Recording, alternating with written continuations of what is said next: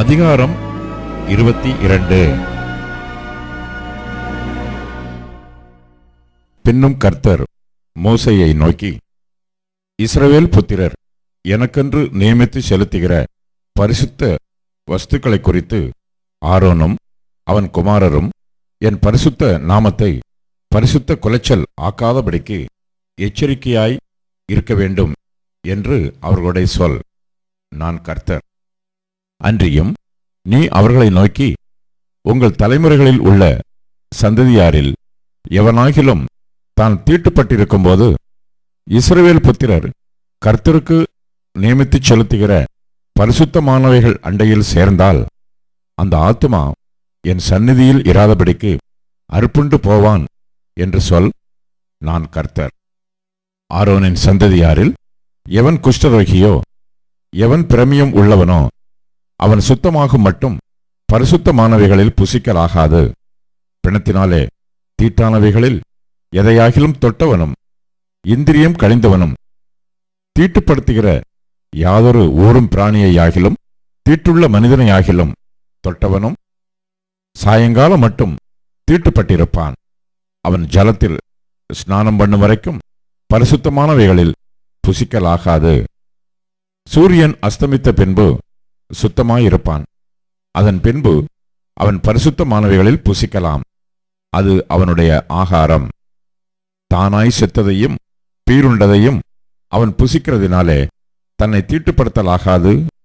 நான் கர்த்தர்.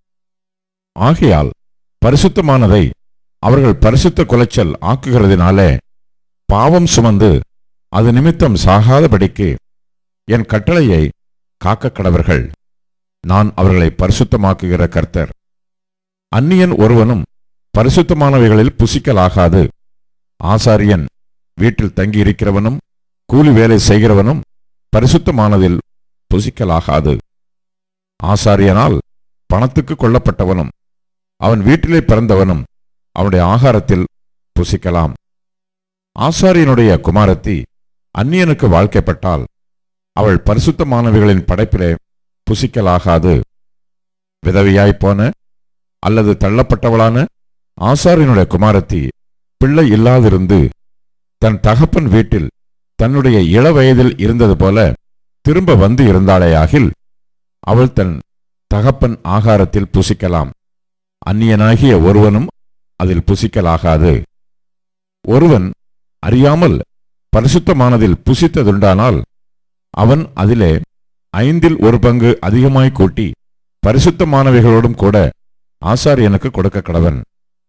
அவர்கள் கர்த்தருக்கு படைக்கிற இஸ்ரவேல் புத்திரருடைய பரிசுத்தமானவைகளை பரிசுத்த குலைச்சல் ஆக்காமலும் அவைகளை புசிக்கிறதினால் அவர்கள் மேல் குற்றமான அக்கிரமத்தை சுமர பண்ணாமலும் இருப்பார்களாக.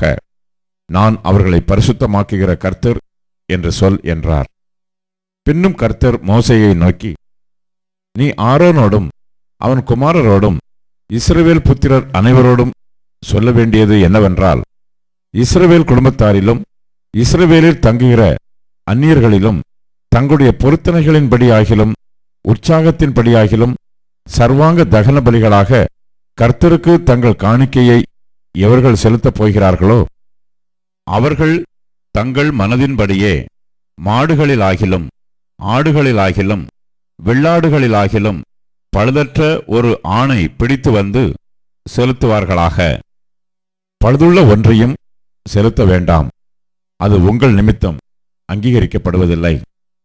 ஒருவன் விசேஷித்த பொருத்தனையாவது உற்சாகமாயாவது கர்த்தருக்கு மாடுகளிலாகிலும் ஆடுகளிலாகிலும் சமாதான பலிகளை செலுத்தப் போனால் அது அங்கீகரிக்கப்படும்படி ஒரு பழுதும் இல்லாமல் உத்தமமாயிருக்க வேண்டும்.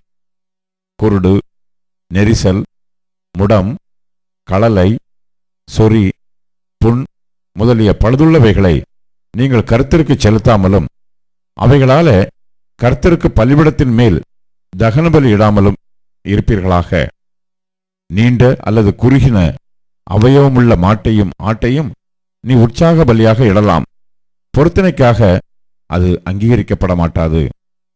விதை நசுங்கினதையும் நொறுங்கினதையும் காயம்பட்டதையும் விதை அறுக்கப்பட்டதையும் நீங்கள் கர்த்தருக்கு செலுத்தாமலும் அவைகளை உங்கள் தேசத்திலே பலியிடாமலும் இருப்பீர்களாக. அந்நிய புத்திரன் கையிலும் இப்படிப்பட்டதை வாங்கி தேவனுக்கு அப்பமாக செலுத்தீர்களாக. அவைகளின் கேடும் பழுதும் அவைகளில் இருக்கிறது, அவைகள் உங்களுக்காக அங்கீகரிக்கப்படுவதில்லை என்று சொல் என்றார்.